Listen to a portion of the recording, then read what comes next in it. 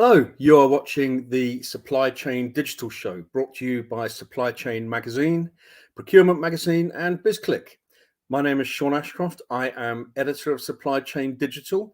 Now, in this show, we bring you all the latest news, views, analysis, and opinions from the world of supply chain, procurement, logistics, and so on. You can catch this on LinkedIn, YouTube, and other digital platforms.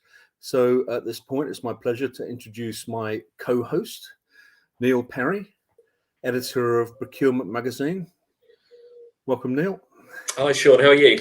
I'm very well, thank you. Yourself? Yes, very good. Thank you. You dragged me away from my deadlines for today. So there's an awful lot to get through. We've already got people saying hello. This is fantastic. I haven't even had to ask them. That's always a good start to the show. That's a very good start. So anyway, a quick reminder for those who have joined us and are joining us that please do reach out in the comments section, which you can find just underneath the broadcast area. And you can also vote already, if you haven't already, in our LinkedIn poll. On which note, Neil, what is the poll for this week? Yeah, the poll for this week is: what is the greatest benefit of digital twin tech to supply chains? Our options are reducing disruption, increasing efficiency, and improving sustainability. So the question is, what is the greatest benefit of digital twin tech to supply chains, reducing disruption, increasing efficiency, and improving sustainability? So you can vote on that using the link. Sean, what are your thoughts on that? Well, we've put this on both the supply chain and procurement LinkedIn pages. So it'd be interesting to see if there's any divergence of opinion on that, because often you do get a difference of view from the different disciplines. So yeah, I'll just be interested to see if that plays out.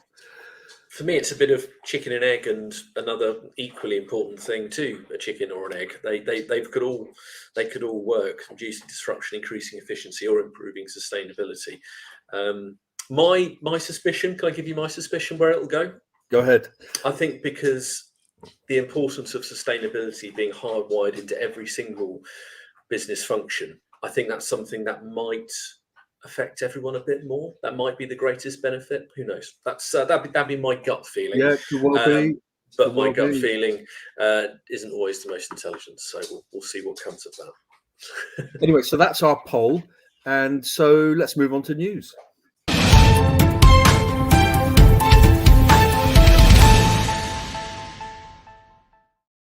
And as you are the lead on the show today, Sean, I will allow you the great pleasure of going first. What's caught your eye recently?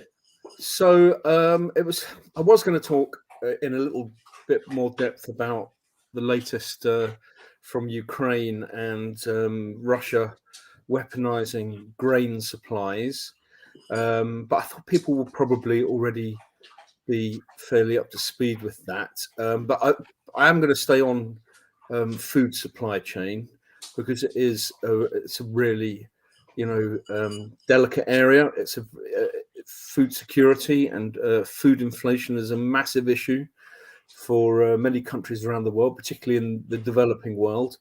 And this is a piece that sprang from a report from a human rights and not-for-profit organization who were looking into ESG in the food and drink supply chain.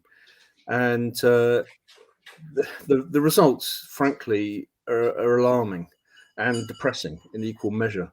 So the body is the chain food and beverage. Now their benchmark ranked the world's 60th largest food and drink companies against their commitment to ESG measures. And they found that on average of these 16 companies, they scored just 16 out of 100. Wow. On, which is pretty risible, really. The top ranking organization in this report were the Australia-based retailer Woolworths,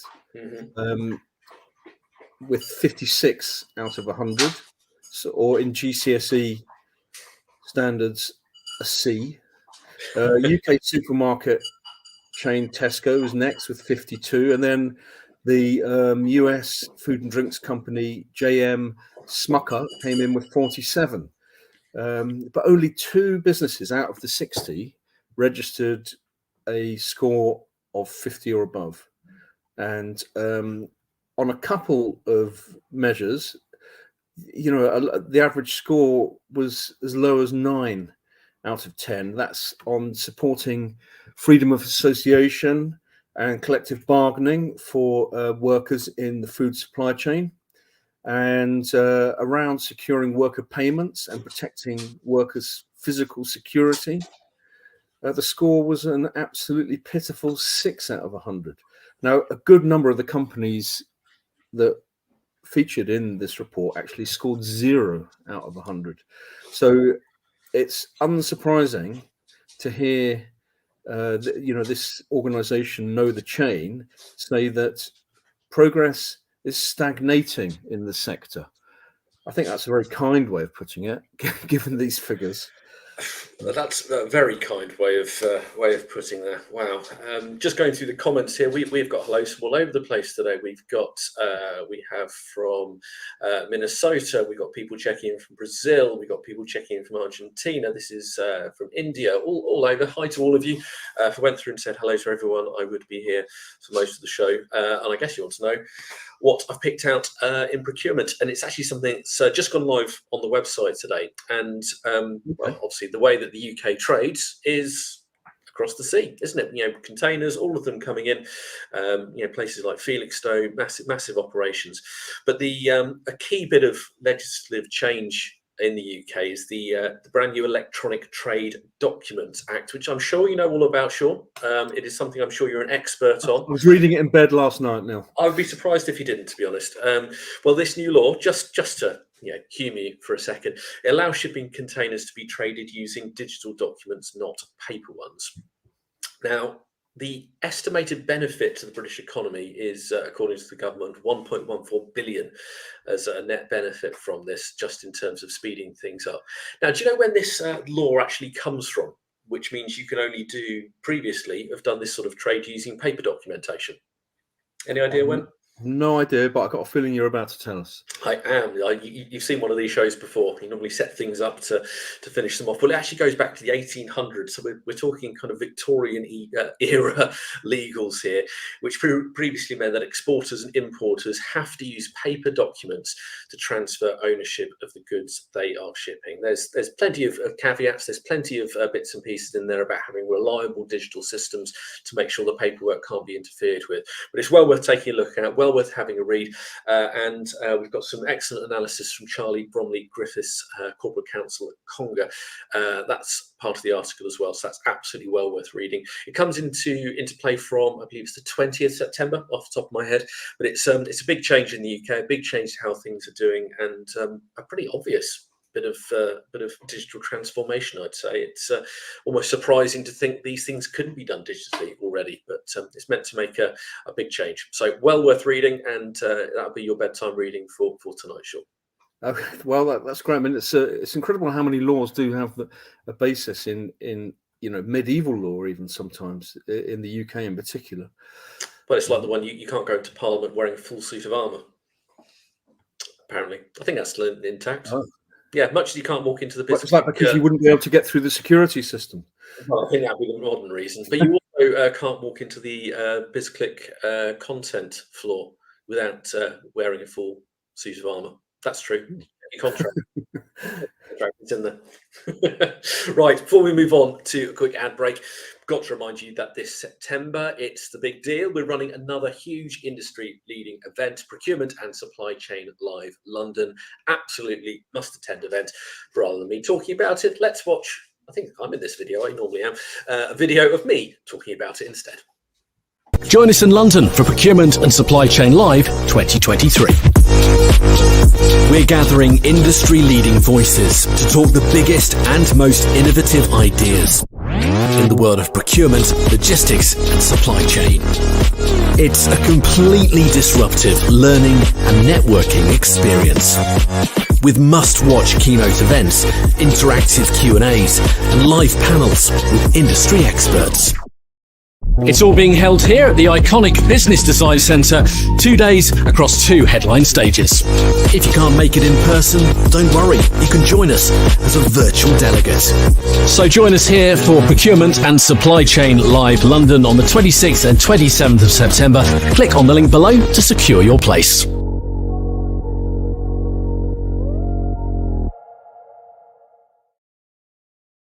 Yeah, it'd be great to see as many of you as possible on the day, but you can join as a virtual delegate as well. You can go between the 2 stages, see all the great content that's going to be on offer. Very, very much looking forward to it. And I very much hope this year, Sean, if you remember what happened last year, I came down with COVID the day of the event and you had to take my place. I shan't forget that in a hurry. Is it because I still owe you a pint for that? I think it might be. Yeah. So if you can join us in person in London in September, that'd be fantastic. But also, if you can't make it to the city for that, you can join as a virtual delegate. You will miss nothing at all. You can still very much join in. All the details are on the website. Register now. It would be very good to see you. Indeed, it's a great event. So we're going to take a quick ad break here. Don't go anywhere. We'll be back in a minute.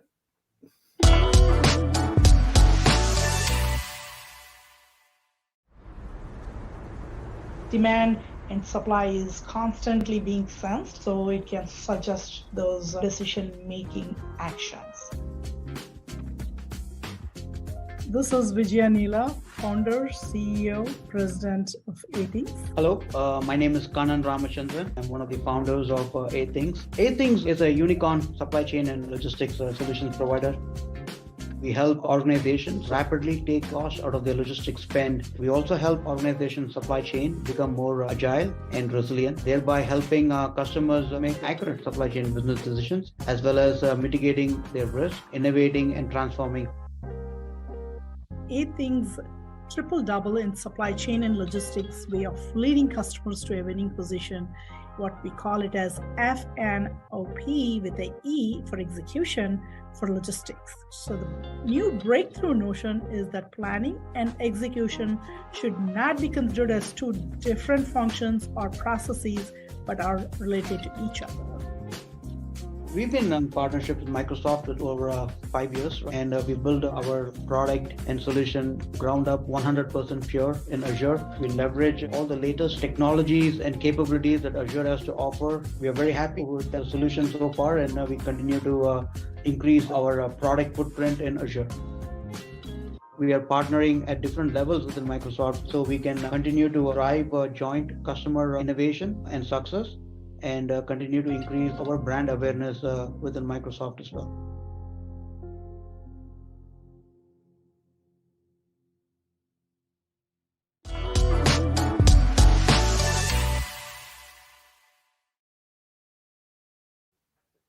Hello, welcome back. Let's just go through some of our colleagues who've joined us today. We've got Maram who's joined us, Percy, Adele. We also have Samuel joining in Beijing. We have Nilesh joining from India. Hi to all of you. Reju joining from Dubai. Vanessa from Ghana. This is a truly multi-continent show today, and there's plenty of people expressing their opinions on the polls as well. What was the poll? It was talking about digital twins, wasn't it? And a few people agreeing with me that sustainability might be the key issue there. So my gut feeling might be right. Okay, time to take a look at some of our latest magazines. The July issue of Supply Chain. Sean, over to you. Thank you, Neil. So another packed issue with pieces exploring all aspects of supply chain, featuring executives offering insight on everything from digital transformation to third-party logistics and procurement as well. There's a bit of crossover between our 2 magazines, but the feature I've chosen is a piece exploring pharmaceutical supply chains and how they are changing in nature, partly as a response to the pandemic, but partly because I think they just needed to, as all supply chains have needed to modernize and digitize. And in the pharma supply chain space, what's happening is supply chains are shortening. and they are starting to nearshore some of the elements of their manufacturing. Obviously, they can't nearshore the sourcing of raw materials because the raw materials have to be sourced from wherever they occur in the globe. And just to jump in for a second there, Sean, Sure. Nearshoring, that was an absolutely fascinating topic that came up a lot during Procurement Supply Chain Live, the virtual event we did a few weeks ago.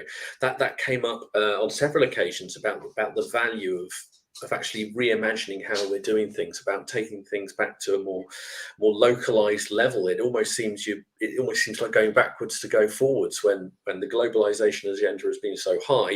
It's been fascinating to look at the ways that nearshoring can actually provide more benefits. Sometimes it might be more expensive, but it can come with an awful lot of other benefits. So that was a fascinating thing to come up. So yeah, strong link to that.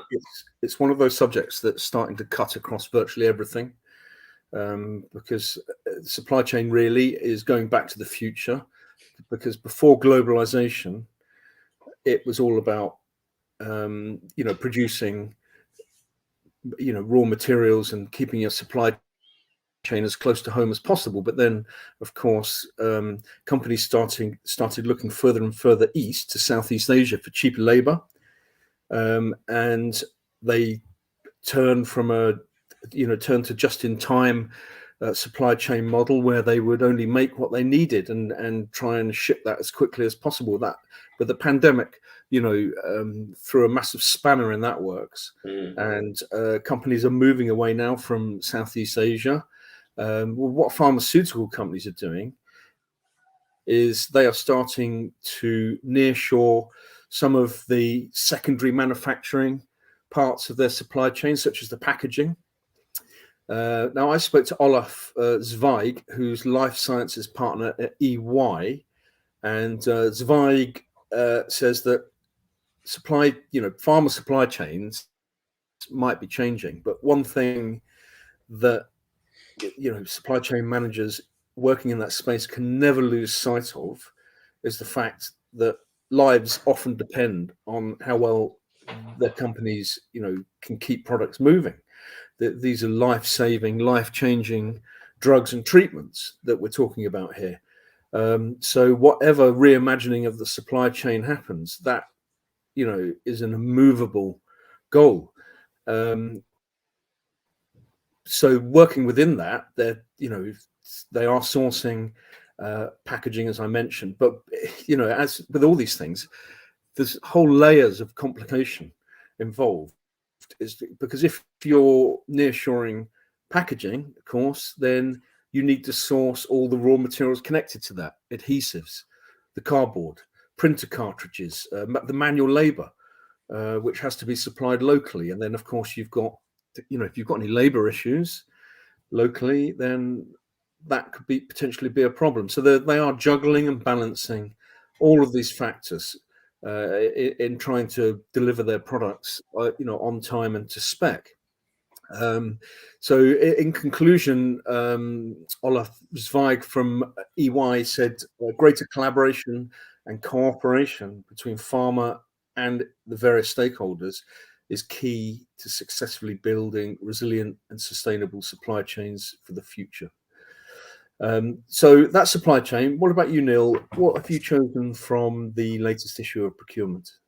Well, for me, I think the must-read, well, it's all must-read, of course it is, but the absolute must-read, if you want to call it that, is about Bridgestone's sustainable procurement transformation. It's the cover story, big profile in there. It's with their CPO, Lars Betterman. Absolutely fascinating stuff in there, I thought, about how they're meeting their 2030 targets for sustainable materials, the huge role that procurement operations play in that. Again, that was another big theme, just going back to the last procurement supply chain live event we did. Another key theme about how procurement's really finding that space at the top table, because it has so much influence, particularly on those kind of goals. But in the article, goes into great depth about the housing using their supplier ecosystem to reach some of those pretty challenging green targets, which are obviously very important for tyre manufacturers as well. So that's absolutely well worth reading there. Yeah, that's the cover there. That's the cover story. So, I mean, oil hogs all of the headlines, doesn't it, when it comes to shifting from less sustainable energy sources to more sustainable ones. But in terms, you don't hear much talk about rubber, do you? Because that is listed as ultimately it's unsustainable because it's a finite product. Yeah. Well, yeah. Is there any talk of sourcing alternatives to rubber, for these tire manufacturers or companies that manufacture rubber for all sorts of purposes? I think that the main focus of this one really is looking at recycling efforts. It's looking at making sure they're doing the best they can with it's like if you have a question with an airline about sustainability, you're still having to put a lot of fuel into an aircraft and fly it around the world or something. So there is going to be the impact. It's trying to make sure that impact is as low as possible. So that'd be the way this article approaches it. And it's looking at some of those pretty challenging targets that are in there to actually do their bit in what is an area that can often be ignored, as you say, with oil and rubber being a finite amount. So that's why particularly interested me about the article, especially, is because it's an area that is fundamentally a challenge, and showing what they are doing to reach some pretty tough targets. So that's well worth having a look through. Should we have a look at the poll? Let's do it again. Let's see how that's been going on. Can you just remind us of the question, please, Sean? Sure. So the question is, what is the greatest benefit of digital twin tech to supply chains? And was my right? Was my gut right? The gut instinct. Right? Well, let's have a look. So let's have a look at the results on supply chain first. So top of the pile was increasing efficiency with 58%. Then it was reducing disruption. That came in with 30%. And then bottom of the pile, by some margin actually, improving sustainability with 12%. That's fascinating. Well, shall I look at the procurement results? You do that now. I think this was pasted across both of our LinkedIn channels. Okay. Maybe I wasn't so wrong. So again, this is how this one played out. It was 52% on increasing efficiency, 38% on improving sustainability, and just 10% on reducing disruption. So both of them increasing efficiency was the number one pick. So I feel slightly better placed on my prediction on that. What are your thoughts on that, Sean? Well, I think you must be a psychic, Neil, because you can almost picture the scene in a boardroom meeting, couldn't you, between a supply chain executive and a procurement executive, pitching their concerns to the board about priorities, because keeping goods moving and available is the ultimate goal of any supply chain, which I think is reflected in the responses on the supply chain side. But then you switch over to procurement, and there's a significant shift towards improving sustainability, because as we were mentioning earlier on, that's become a core strategic function of procurement these days, is helping to make their own companies as well as other companies more sustainable by sourcing sustainable supplies. So that's quite an insight, I think, into the different functions there. Yeah, similar but very different. Or yes. Same, only different is often how I've heard it described.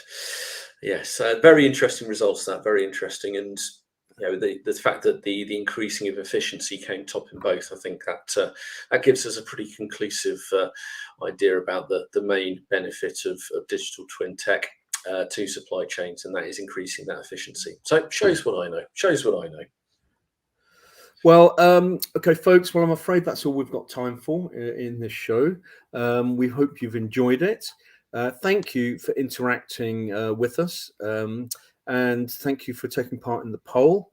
Now, remember, if watching live, that's fine, but you can also watch on demand. This is available across numerous digital channels, so do share it with colleagues and friends and anyone interested in supply chain and procurement. Yeah, but the next time we see you, next time we're all together, we will have published our latest top 100 guides, which are always worth looking out for during the year. So we do have a preview, so let's take a quick look at that. In every major market, across every continent, thousands of supply chain companies are leading the way. And we're celebrating the very best in the BizClick Top 100 series. From across the business world, we're recognizing the companies that lead, who disrupt, who connect, who succeed, and inspire.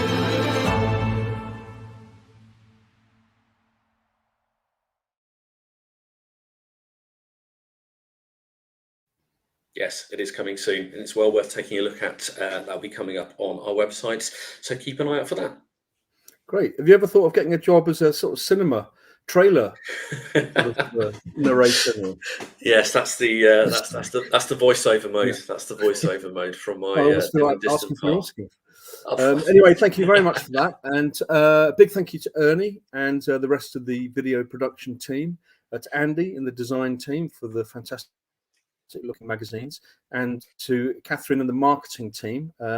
This has been a BizClick production. We'll be with you at the same time on the last Thursday of next month, so please do join us for our next outing. So until next time, bye.